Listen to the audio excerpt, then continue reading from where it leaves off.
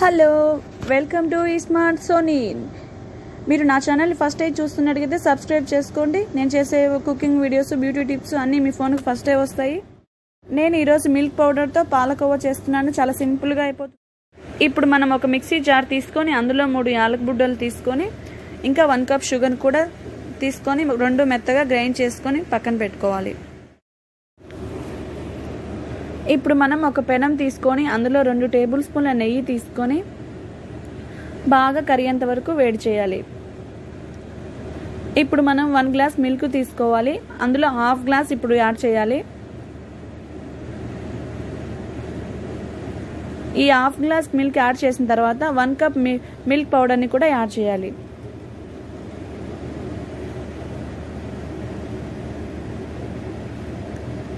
ఇలా యాడ్ చేసిన తర్వాత షుగర్ పౌడర్ చేసుకున్నాం కదండి, ఆ పౌడర్ని కూడా ఇప్పుడే యాడ్ చేసుకోవాలి.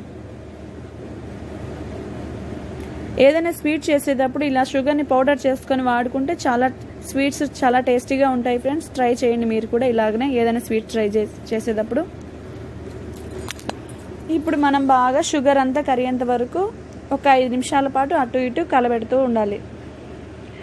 మనం ఈ స్వీట్ అయిపోయేంత వరకు కూడా మంట అనేది చాలా చిన్నగా పెట్టుకొని చేసుకోండి. లో ఫ్లేమ్లో పెట్టుకొని చేసుకోండి. చాలా టేస్టీగా ఉంటుంది.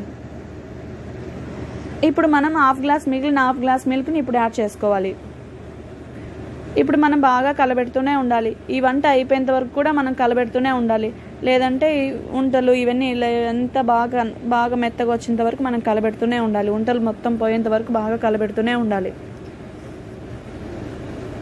చాలా సింపుల్గా అయిపోతుంది ఫ్రెండ్స్. ఇలా కలబెడుతూనే ఉండాలి వంటలు అంతా పోయేంత వరకు.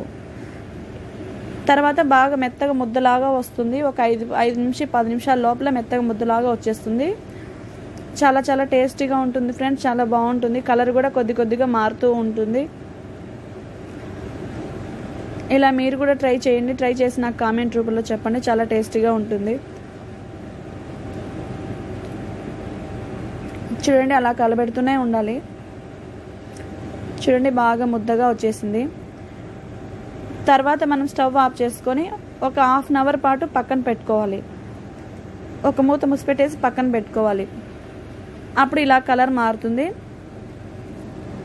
ఇప్పుడు మనం ఒక గిన్నెలోకి తీసుకొని దీన్ని ఇంకా మనకి ఇష్టమైన పాలకోవ టైప్లో కానీ, పాలకోవ లాగా కానీ, లడ్లు టైప్లో లడ్డు లాగా కానీ, ఎలా మీకు ఇష్టమైతే అలా దీన్ని సర్వ్ చేసుకోండి. చాలా చాలా టేస్టీగా ఉంటుంది.